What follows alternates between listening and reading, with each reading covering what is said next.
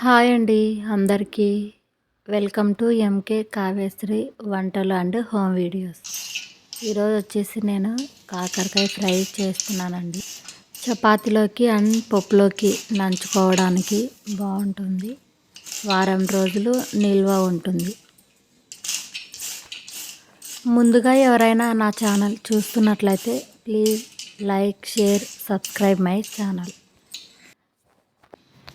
ఇక్కడ వచ్చేసి నేను కాకరకాయ పైన ఉన్న పీల్ మొత్తం తీసేసి సన్నగా కట్ చేసుకుంటున్నాను. ఇలా వీడియోలో చూపిస్తున్నట్లు కట్ చేసుకోవాలి సన్నగా. చాలామంది కాకరకాయ చేదు ఉంటుందని సరిగ్గా తినరు కదండి. ఇలా ఒకసారి ట్రై చేసి చూడండి, చాలా బాగా వస్తుంది.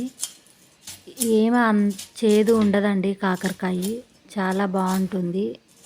వారం రోజులైనా నిల్వ ఉంటుంది. పప్పు అలా చేసినప్పుడు ఈ ఫ్రై ట్రై చేసి చూడండి, చాలా బాగుంటుంది.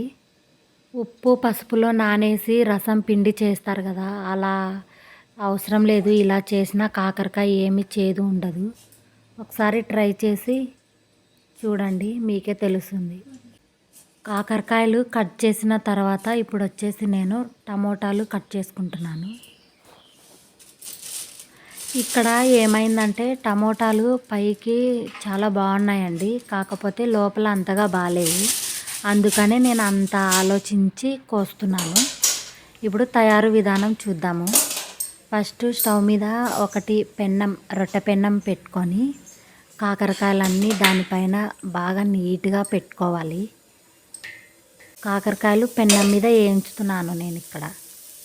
ఇలా పెట్టుకొని యువతల సైడ్ కాగిన తర్వాత అవతలకి తిప్పేసుకోవాలి.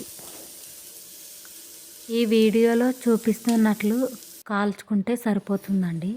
ఇలా మీడియం సైజు కొంచెం ఎర్రగా అయ్యేంత వరకు. మరీ పచ్చిగా ఉంటే చేదుంటాయి, పచ్చిగా లేకుండా ఇలా వీడియోలో చూపిస్తున్నట్లు కాల్చుకోండి, సరిపోతుంది.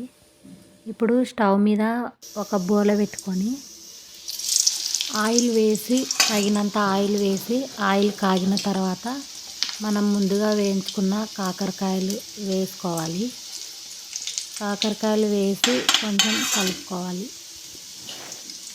నూనెలో బాగా పట్టేంత వరకు కాకరకాయలు కలుపుకోవాలి.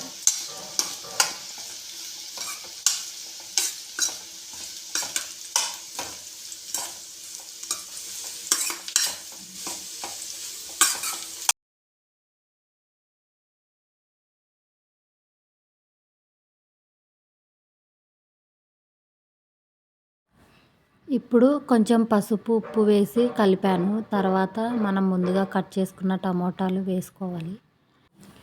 టమోటాలు వేసిన తర్వాత ఇలా కలుపుకొని మూత పెట్టి టమోటాలు, కాకరకాయలు రెండు బాగా మగ్గేంత వరకు ఒక 10 నిమిషాలు వెయిట్ చేయాలి.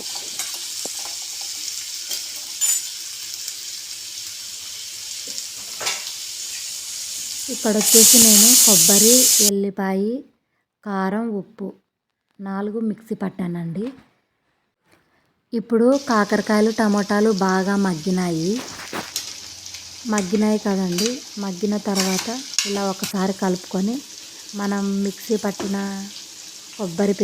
కొబ్బరి కారాన్ని దీంట్లోకి వేసుకుంటున్నాను. వేసి కలుపుకోవాలి. అంతే అండి, సింపుల్గా కాకరకాయ ఫ్రై రెడీ. కారం తినేవాళ్ళు కొంచెం ఎక్కువే వేసుకోండి. కారం వేసి ఇలా బాగా కలిపి మంట మీదనే కలుపుకోవాలండి. బాగా కలిపిన తర్వాత స్టవ్ ఆఫ్ చేసుకోవాలి. అంతే అండి, సింపుల్గా కాకరకాయ ఫ్రై రెడీ. ఈ వీడియో మీకు నచ్చినట్లయితే please like, share, subscribe my channel. Thank you for watching.